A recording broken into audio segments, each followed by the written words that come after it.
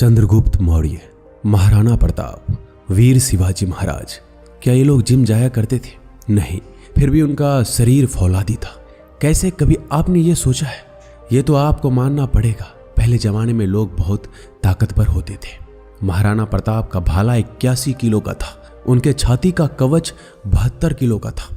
उनके भाला, कवच और ढाल और साथ में 2 तलवारों का वजन मिलाकर 208 किलो था। लेकिन सवाल ये उठता है कि उस समय के लोग इतने ताकतवर कैसे होते थे? ये बात भी सच है कि वो लोग जिंदा रहने के लिए खाना खाते थे और आज हम सिर्फ जीभ के स्वाद के लिए खाना खाते हैं। आज के बौद्ध कहानी में आपको जो मैं सुनाने वाला हूं उसे आपको अपने जिंदगी में उतारना होगा, तभी कहानी सुनने का मकसद आपका पूरा हो सकेगा। क्योंकि इस कहानी में कुछ ऐसी बातें हैं, कुछ ऐसे रहस्य हैं जो आपको हमेशा स्वस्थ बनाए रखेंगे। क्योंकि पहले सुख निरोगी काया, दुनिया का सबसे बड़ा धन हमारा स्वास्थ्य है। पुराने समय की बात है, एक राज्य का राजा बहुत ही पराक्रमी था। वो राजा इतना ताकतवर था कि आसपास के 50 से ज्यादा राज्य उस राज्य पर आक्रमण करने से पहले 100 बार सोचते थे। वहां के राजा और वहां की सेना बहुत ही ज्यादा ताकतवर है।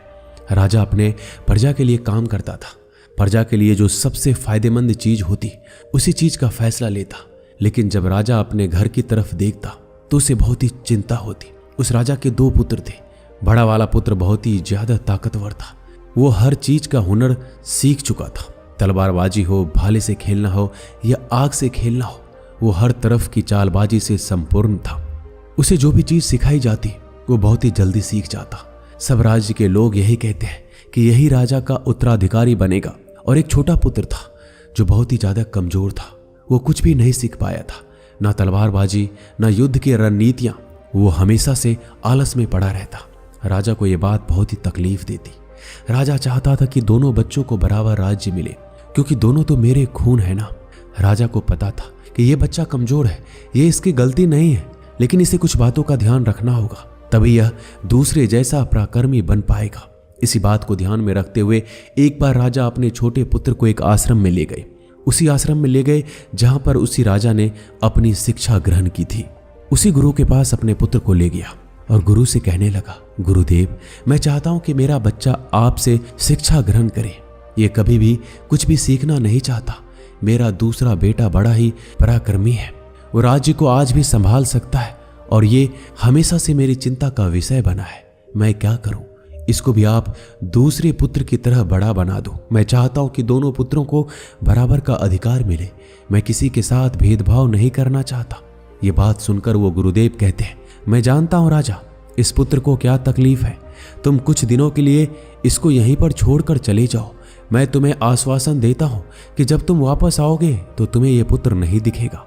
इसके जगह कोई और दिखेगा जिस पर तुम शायद ही विश्वास कर पाओगे। क्योंकि गुरुदेव बड़े आत्मज्ञानी थे। वह उस पुत्र को देखकर समझ गए थे कि इस बच्चे को क्या तकलीफ है और इसे कैसे पराक्रमी बनाया जा सकता है। क्योंकि वो आखिर एक राजा का खून था, बस उसे इसी बात का एहसास करवाना था। राजा वहां पर अपने बच्चे को छोड़कर चले जाते हैं। उसके बाद वो शिष्य की तरह उसी आश्रम में रहने लगा। बहुत दिन बीत गया, लेकिन गुरुदेव सही समय का इंतजार कर रहे थे। एक दिन वो गुरुदेव उससे कहते हैं, चलो आज मैं तुम्हें कुछ दिखाना चाहता हूँ। उसके बाद उस बच्चे का हाथ पकड़ते हैं और एक पहाड़ी पर लेकर जाते हैं। उस पहाड़ी पर ले जाकर गुरुदेव कहते हैं, आज मैं जो तुम्हें सिखाने वाला हूँ वो तुम्हें ध्यान से सीखना होगा। क्योंकि यदि तुमने आज नहीं सीखा तो जिंदगी में कभी कुछ नहीं कर पाओगे। क्योंकि अब तुम्हारे घर जाने का वक्त आ चुका है। मैं तुम्हें ये एहसास करवाना चाहता हूँ कि तुम इस धरती पर क्यों आए। उसके बाद वो गुरुदेव कहते हैं, जरा ऊपर ध्यान दो। ऊपर एक चील दिखाई देती है जिसने पंजे में अपना बच्चा पकड़ा हुआ था। वो ऊपर आकाश में जाती है, इतनी ऊंची जाती है कि बादलों को चीरकर ऊपर चली जाती है और वहां पर जाकर अपने बच्चों को छोड़ देती है। गुरु और वो शिष्य उस चील को ध्यानपूर्वक देख रहे थे। वो चील अपने बच्चों को छोड़ देती है। उसका बच्चा पत्थर की भांति नीचे जमीन पर आने लगता है। जब वो नीचे आने लगा तो वो अपने पंखों को फरफराने लगता है, लेकिन उसके पंख नहीं खुलते। वो एक गोल पत्थर की तरह नीचे गिरने लगता है। जैसे वो नीचे गिरने ही वाला होता है, ऊपर से एक पंजा आता है और उसे पकड़ लेता है और वो पंजा उसकी माँ का होता है। उसके बाद वह माँ फिर से उसको ऊपर लेकर जाती है, फिर उसको आकाश में लेकर वहीं से छोड़ देती है। चील ऐसा कर रही थी, तभी गुरुदेव उस शिष्य का हाथ पकड़ते हैं और एक पेड़ पर लेकर जाते हैं। उस पेड़ के पास और चील का घोंसला था। उस घोंसले में उस शिष्य को दिखाते हैं, इस घोंसले को ध्यान से देखो। इसी में उस चील का बच्चा रहता है। और इस पेड़ को ध्यान से देखो, इस पेड़ पर कितने फूल हैं, लेकिन फिर भी इस घोंसले में एक भी फूल नहीं है। वो अपने कोमल बच्चों को इस फूलों के अंदर रख सकती है, लेकिन वह जानती है कि फूलों में रहकर यह सिर्फ पक्षी बनेगा, लेकिन जब यह कांटों वाले घोंसले में रहेगा तभी एक चील बन पाएगा। और तुम भी एक राजा के बेटे हो, इसलिए तुम्हें इस तरीके से फूलों में नहीं रखा जा सकता। तुम्हें भी कांटों में रहकर अपने आप को मजबूत बनाना होगा। और वो चील आज यही कर रही है। वो चील अपने बच्चों को उड़ाना सिखा रही है। वो बार बार जाकर अपने बच्चे को नीचे पटक रही है ताकि वो उड़ना सीख सके। वो जिस चीज के लिए पैदा हुआ है, वो जहां पर पैदा हुआ है, वह अपनी माँ अपने बच्चे को सिखाना चाहती है, उसका एहसास कराना चाहती है। यदि वह किसी दूसरे पक्षी की योनि में पैदा हुआ होता तो ये सब उसे करना नहीं पड़ता। वो एक फूलों में पैदा हो जाता और फूलों में ही खत्म हो जाता। लेकिन चील के बच्चे का एक नियम होता है, उसकी नियति उसे तभी जिंदा रखेगी जब यह सब हुनर वो सीख पाएगा। तुम एक राजा के बेटे हो, तुम्हें भी हुनर सीखना होगा, नहीं तो एक दिन मारे जाओगे। यह देखकर उस लड़के को बहुत कुछ सीखने को मिला। उसने कहा, गुरुदेव, मुझे बहुत कुछ एहसास हो रहा है। मुझे पता है कि मैं एक राजा का बेटा हूँ, लेकिन मैं इस तरीके से जिंदा नहीं रह सकता। इसके बाद वो गुरुदेव उस शिष्य को पकड़कर आश्रम में लेकर आते हैं और वहां पर कहते हैं, मैं तुम्हें कुछ बातें सिखा रहा हूँ जो पूरी जिंदगी अपने जीवन में याद रखना। चील से तो तुमने बहुत कुछ सीखा है, लेकिन तुम चील के बच्चे की तरह तो ज्ञान नहीं ले सकते ना। आखिर तुम एक इंसान हो, तुम्हें इंसान के तरह ही अपने शरीर को बनाना होगा। आज मैं तुम्हें कुछ बातें बता रहा हूँ जो तुम्हें अपने घर जाकर करनी है, तभी एक पराक्रमी राजा बन पाओगे, अपने शरीर को स्वस्थ रख पाओगे, क्योंकि राजा कभी बीमार नहीं पड़ता। और तुम्हें यदि बीमार नहीं पड़ना है तो तुम्हें इस बातों का हमेशा ध्यान रखना होगा। पहली बात जो तुम्हें ध्यान रखनी है, हमेशा सुबह जल्दी उठना। और तुम एक इंसान हो, इसलिए तुम्हारे लिए 6 से 8 घंटे की नींद बहुत है, इससे ज़्यादा कभी मत सोना। और सुबह जल्दी उठकर अपना जो हुनर होता है, जो एक राजा अपना हुनर सीखता है, वो हुनर तुम्हें सुबह जल्दी उठकर सीखना है। सुबह जल्दी उठकर तुम्हें योगा और प्राणायाम करना है। अपने शरीर को जितना तुम स्वस्थ रखते हो, उससे भी ज़्यादा तुम अपने अंदर की शक्ति को स्वस्थ और अच्छा रखना। अपने मानसिक शक्ति को भी इतना ही बढ़ाना, और ये मानसिक शक्ति तुम्हें ध्यान से मिलेगी।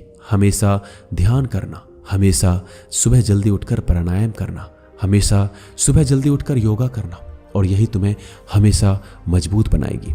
और यदि जिस दिन तुम सुबह जल्दी नहीं उठते हो तो एक तरीका अपनाना, इससे तुम जल्दी सुबह उठ पाओगे। जिस दिन यदि तुम 10 मिनट लेट हो जाते हो, उस दिन अपने शरीर पर एक कोड़ा मरवा देना। यदि दूसरे दिन 20 मिनट लेट होते हो तो 2 कोड़े मरवा देना। देखना 4 या 5 दिन में तुम उस समय उठोगे जिस समय तुम उठना चाहते हो।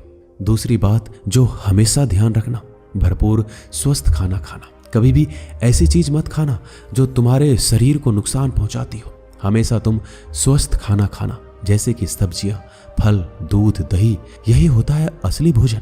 हमेशा भोजन करना शरीर के लिए, जीभ के स्वाद के लिए। तुम ऐसी चीजें मत खाना जो तुम्हारे शरीर को नुकसान पहुंचाती हो। अगली बात जो तुम्हें ध्यान में रखनी है, यदि तुम्हारे मन में कोई ऐसी बात है जो तुम्हें चिंता में डाल रही है, तो अपने घर परिवार में कहना।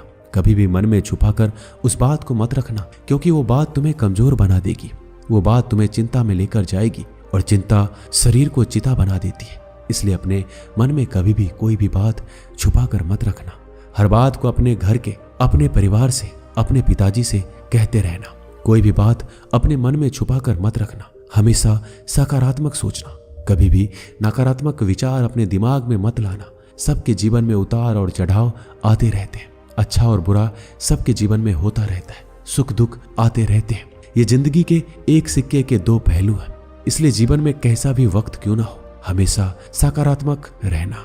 अगली बात जो ध्यान में रखनी है, हमेशा हंसते रहना, हमेशा मुस्कुराते रहना।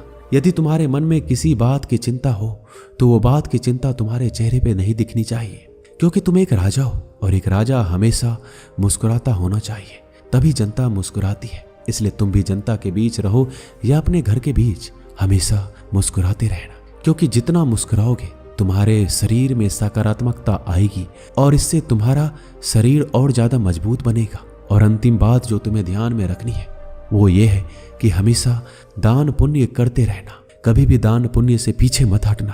तुमने सुना होगा कि पिछले राजा महाराजा ऐसे होते थे, दान पुण्य में अपना राजपाट दे देते थे, क्योंकि वो जानते थे दान पुण्य में ही सबसे बड़ा खुशी का मौका है।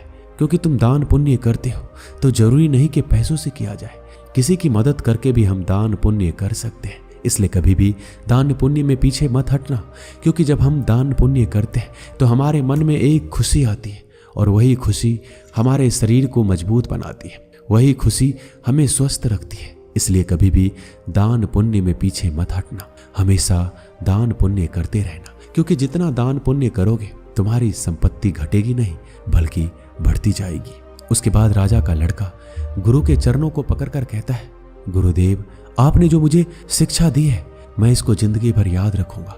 उसके बाद वो शिष्य कहता है, गुरुदेव अब मुझे आज्ञा दीजिए, मैं अपने राज्य में जाना चाहता हूँ। दोस्तों, इस कहानी में बताई गई बातों पर आपको अमल करना भी उतना ही जरूरी है जितना कि आपने ध्यान लगा के सुना है। इसके बाद आपको इसके परिणाम जरूर मिलेंगे। दोस्तों, मिलते हैं अगले वीडियो में। अपना ख्याल रखिएगा। धन्यवाद।